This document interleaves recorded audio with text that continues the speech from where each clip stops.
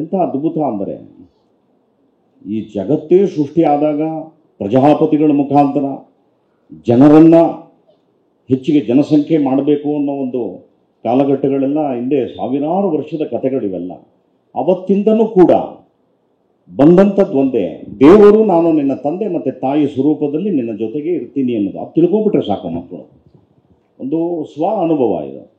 ಯಾವ ಮಕ್ಕಳು ತಮ್ಮ ತಂದೆ ತಾಯಿಗಳಿಗೆ ವಿಧೇಯರಾಗಿದೆ, ಇರಲಿ ನಿಮ್ಮ ಆಸೆಗಳು ಸಾಕಷ್ಟು ಇರುತ್ತೆ, ಆದರೆ ವಿಧೇಯತೆ ಇರಬೇಕು. ಯಾವುದೇ ಒಂದು ಕೆಲಸಕ್ಕೆ ಹೋಗ್ಬೇಕಾದ್ರೆ ನೀವು ಏನೂ ಮಾಡೋದು ಬೇಕಾಗಿಲ್ಲ, ಒಂದು ಸಾಷ್ಟಾಂಗ ನಮಸ್ಕಾರ ನಿಮ್ಮ ತಂದೆ ತಾಯಿ ಕಾಲಲ್ಲಿ ಬಿದ್ದು ಆಚೆ ಹೋಗಿ, ಮಗ ನಿಮ್ಮನ್ನು ಯಾರಾದರೂ ತಡೆದ್ರೆ ನಿಮ್ಮ ಬೆಳವಣಿಗೆನ ನನಗೆ ಬಂದು ಪ್ರಶ್ನೆ ಕೇಳಿ, ನಿಮಗೆ ಸೋಲೇ ಇರೋದಿಲ್ಲ. ಅಂಥ ಬ್ಯೂಟಿಫುಲ್ ಪೂಜೆ ಅದು. ಹೋಗಿ ಋತ್ವಿಕ್ಸ್ಗಳನ್ನೆಲ್ಲ ಕರ್ಕೊಂಬಂದು 100 ಜನ 200 ಜನ ಎಲ್ಲ ಕೂತ್ಕೊಂಡು ಪೂಜೆ ಮಾಡಿಸಿ. No use.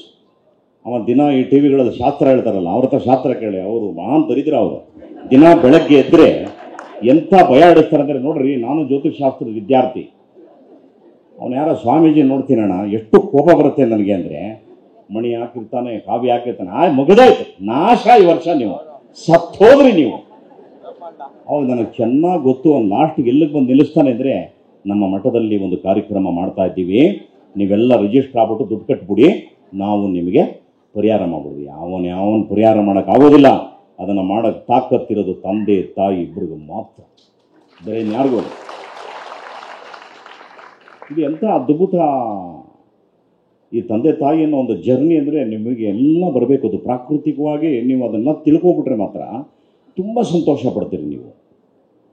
ಇದು how the generation starts and ಹೇಗೆ ಎಂಡ್ ಆಗುತ್ತೆ, ಇದು ಭಾಳ ಅದ್ಭುತ ತಿಳ್ಕೊಳೋದಕ್ಕೆ. ತುಂಬ ಖುಷಿ ಅನಿಸುತ್ತೆ ನಿಮಗೆ. ತಂದೆ ಅನ್ನೋ ಒಂದು ಕ್ಯಾರೆಕ್ಟರ್ ಇದೆಯಲ್ಲ, ಅದು ಒಬ್ಬ ತಪಸ್ವಿ ಇದ್ದಂಗೆ. ಅವನು ಎಷ್ಟು ಚೆನ್ನಾಗಿ ಅವನು ಯಾವುದೋ ಒಂದು ವಸ್ತುನ ಕಾಯ್ತಾನೆ. ಅದು ಯಾವುದು ಅಂದರೆ, ತನ್ನಲ್ಲಿ ಅಡಕವಾಗಬೇಕಾಗಿರುವಂಥ ಮುಂದಿನ ಜನಾಂಗದ ಪಿಂಡವನ್ನು ಎಲ್ಲಿಂದ ಹುಡುಕ್ತಾನೆ ಅದನ್ನು.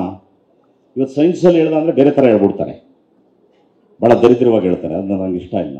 ಅದರ ನಿಜ ಏನು ಅಂದರೆ, ಪ್ರಕೃತಿಯಿಂದನೇ ಆ ಮಗುವನ್ನು ಅಪೇಕ್ಷೆ ಪಡ್ತಾನೆ. ಹೇಗೆ ನೋಡಿ, ಮೋಡದಲ್ಲಿ ಮಳೆ ಸೃಷ್ಟಿಯಾಗಿ ಭೂಮಿಗೆ ಬಂದು ಬಿದ್ದು ಅಲ್ಲಿ ಯಾವುದಾದ್ರೂ ಫಸಲುಗಳು ಬೆಳೆದಾಗ ಯಾವ ಆಹಾರವನ್ನು ಒಬ್ಬ ತಂದೆ ತಿಂದಿರ್ತಾನೆ, ಅವನು ಆ ಪಿಂಡವನ್ನು ತನ್ನ ದೇಹದಲ್ಲಿ ಇಟ್ಕೊಂಡಿರ್ತಾನೆ, ತಾಯಿಗೆ ನಂತರ ಕೊಡ್ತಾನೆ. ಇನ್ನು ಮಜಾ ನೋಡಿ ಹೆಂಗಿದೆ ಅಂತ. ಅದಕ್ಕೆ ಹೇಳೋದು, ಯಾವುದೇ ಕೆಲಸವನ್ನು ಮಾಡಬೇಕಾದ್ರೆ ನ್ಯಾಯ, ನೀತಿ, ಧರ್ಮ, ಸತ್ಯ ಉಳಿಸ್ಕೊಂಡಾಗ ಅಂತ್ಯ ಸಂಸ್ಕಾರ ಆಗ್ತದಲ್ಲ, ಹಾಗೇ ನಾವು ಪ್ರಕೃತಿಗೆ ಸೇರ್ತೀವಿ ವಾಪಸ್ಸು.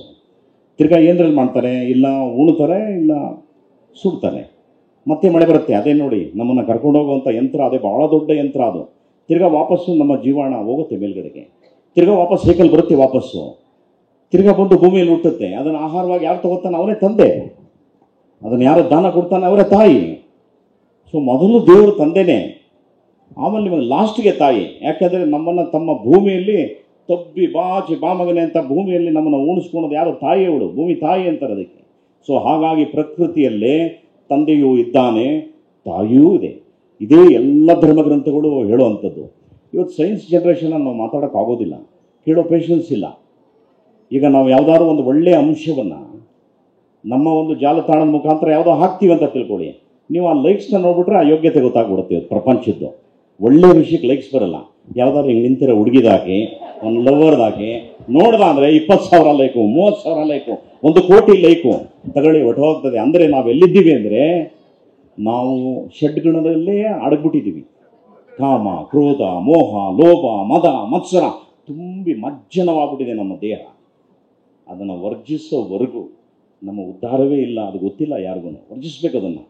ಯಾಕೆಂದರೆ ಅದು ಸ್ವ ಅನುಭವ. ನಮಗೇನು ಕಮ್ಮಿ ಅಹಂಕಾರ ಇತ್ತು ಅಂತ ತಿಳ್ಕೊಬೇಡಿ. ಇವತ್ತೇನೋ ಮೈಕ್ ಹಿಡಿದು ಜಗ್ಗಿ ಅಷ್ಟು ಮುಂದೆ ಮಾತಾಡ್ತಾನೆ ಅಂದರೆ ಅದು ಅನುಭವ ಮಾತಾಡ್ತಿದೆ, ನೋವು ಮಾತಾಡಿಸುತ್ತೆ, ಕಲ್ತಿರೋದು ಮಾತಾಡಿಸುತ್ತೆ. ನಿಮ್ಮಂಥ ತಂದೆ ತಾಯಿಗಳು ಕಲ್ತ್ಕೊಂಡಿದ್ದೀನಿ. ನಮ್ಮ ಗುರುಗಳು ಹೇಳ್ಕೊಟ್ಟಿದ್ದು, ಹೌದು ಇದು ಸತ್ಯ, ಇದು ಅಸತ್ಯ, ಇದು ಸತ್ಯ ಅಸತ್ಯ ತಿಳ್ಕೊಂಡು ನಾನು ಮನುಷ್ಯನಾಗಬೇಕಾದ್ರೆ 40 ವರ್ಷ ಆಯಿತು. ಅಲ್ಲಿವರೆಗೂ ನಮ್ಮ ಗುಣಗಳೇ ರಾಕ್ಷಸ ಗುಣಗಳು. ದಿನ ಎಲ್ಲ ಸ್ನೇಹಿತರ ಜೊತೆ ಕೂತ್ಕೊಂಡು ಕುಡಿ, ಮಾಂಸ ತಿನ್ನು, ಸಿಗರೇಟ್ ಸೇದು, ಏನೋ ಅಲೌಕಿಕ ವಿಚಾರಗಳನ್ನ ಮಾತಾಡು, ಇದೇ ಥರ ಇತ್ತು. ಯಾರೋ ನನ್ನ ಜನ್ಮಾಂತರದ ಪುಣ್ಯ ಯಾರೋ ಸಿಕ್ಕಿದ್ರು ನನಗೆ. ಅಲ್ಲಿ ನೋಡೋ ಚೆನ್ನಾಗಿದೆ, ಅಲ್ಲಿ ಹೋಗಿ ನೋಡಿದಾಗ ಹಿಂದೆ ತಿರುಗಿ ನೋಡ್ತೀನಿ, ಇದೆಲ್ಲ ಸತ್ಯ, ಅದೇ ಸತ್ಯ ಅಂತ ಅನ್ಸ್ಬಿಡ್ತು ನನಗೆ. ಬಟ್ ಅದು ಆ ಕಡೆ ಜರ್ನಿ ಸ್ಟಾರ್ಟ್ ಆಗೋಯ್ತು ನಮ್ಮದು. ಇನ್ಯಾರೂ ತಪ್ಪಿಸೋಕ್ಕಾಗಲ್ಲ.